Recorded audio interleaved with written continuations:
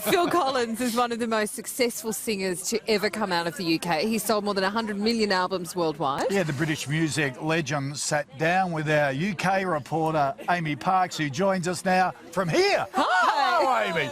Is it nice to see you in the flesh? Yeah, really great to see you. Amazing. The party's here Yep. for once. Yes. Alone on my own. It's all good. It's good to see you now. Phil's making a comeback. He certainly is. Yeah, he's sort of remastering the hits. He's bringing his music to a new generation, if you like. So he's brought out some of the old ones, remastering them, wheeling out some of the, also some of the stuff we haven't heard before, and we sat down for a chat with him.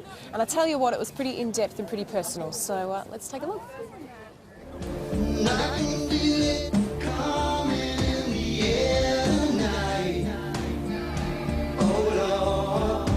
You know the voice. His songs are timeless. Think twice, 'cause it's another day for you and me in paradise. Mr. Phil Collins, it is an honour and a privilege to meet you today. Stop it. It absolutely is. Welcome to Sunrise. The legendary singer is returning to the charts with the Take a Look at Me Now retrospective reissue campaign. It begins with the November 6 release of extended and remastered versions of his classic albums, Face Value and Both Sides. It made sense to me for once to think about maybe putting it out there, and so it could be rediscovered. I mean, I know we all know that it's played on the radio a lot still. Most of the time, there's 1 or 2 or 3 songs max, that people know you by.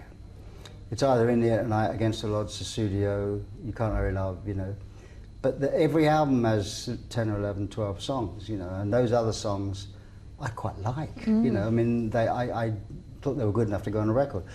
And I've reshot the covers, which was actually one of the things I was most excited about, because a lot of people wouldn't do that.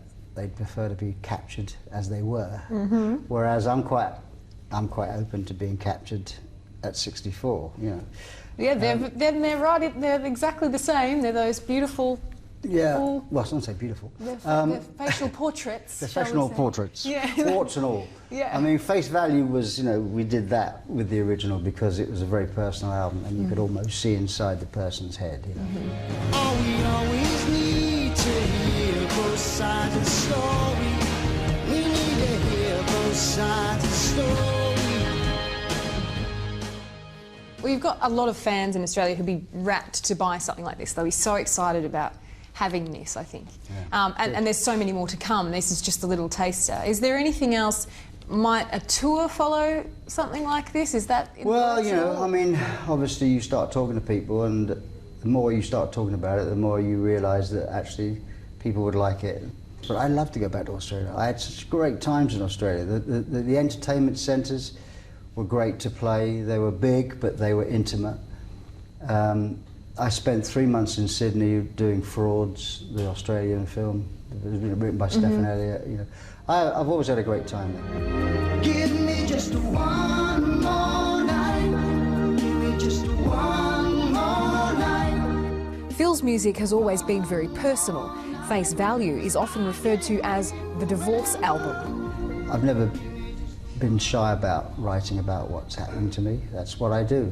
I write about me, and if that's what's happening to me, then that's what you're going to get. In more recent years, Phil has faced a battle with the bottle. He says alcoholism almost killed him. I can describe what happened. Like suddenly, from being totally workaholic and having a family, I take a work away because I want to be at home to bring the kids up, and then the kids move. So I had a big hole in my life, really, which I kind of went to visit them, of course, but I also just sat and, watched TV, watched the cricket, literally watched the cricket. I know that's topical, but it's what I did do. I'd turn the cricket on at 11 o'clock in the morning and open a glass of wine, open a bottle of wine. Yeah. So I started to drink too much, which started to kill me. And I came very close to dying because some of my organs were shutting down. So that kind of was a rough period, but I haven't had a drink for 3 years, don't drink anymore. The kids are happy about that as well. How are you, where are you at now? How are you feeling with everything now? I'm great now, great.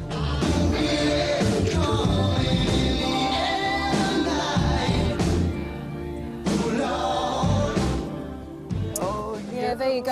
A pretty That's great. Sorry, I love Amy. Phil Collins, sorry. the mood. We're talking about his Okay, recovering all right. from alcoholism, and you're singing away there. But it was a beautiful rendition. Now those albums, if you enjoy them so much, are available for pre-order November 6th. So remastered versions of all of those, Classics. and then the greatest ones will follow after that. So the big fans can get them. Fab. From November Koshi 6th. will be onto that for I'll be Christmas. onto it. Lovely Thank to you, see Amy. you. Great Thanks to for see coming you. down to See you see us guys. here at Little Aussie Park, as I've just called it. Give Amy Parks a round of applause, will you? Well done. See? It's a great crowd. Excellent.